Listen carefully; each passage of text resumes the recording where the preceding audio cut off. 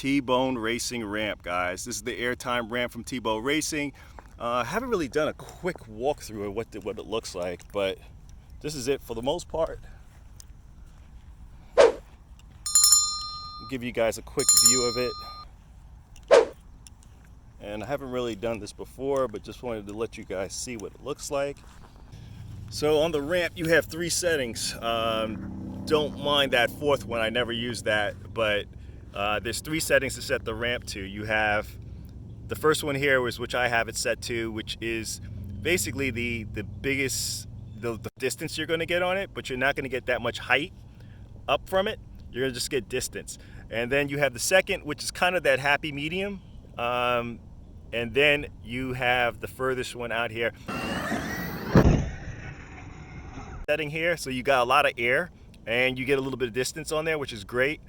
And this one's just straight, almost straight up in the air, guys. That's the 3rd setting. As I said, I don't use the 4th, and I probably wouldn't recommend it because it's just, you're just getting straight air. You're not getting distance at all.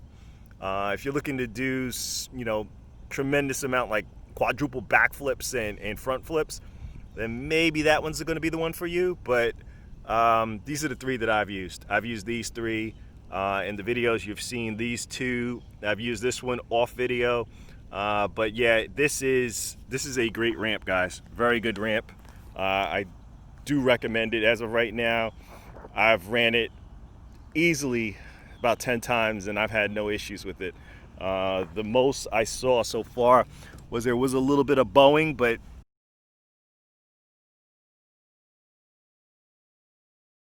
it was on 100 degrees, so I think the temperature was actually causing that too a little bit, was that the temperature on it, the heat and searing on there. But as you can see now,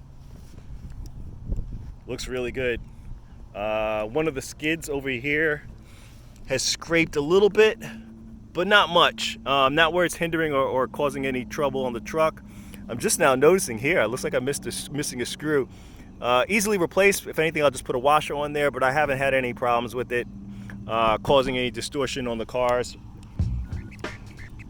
But let's close this out.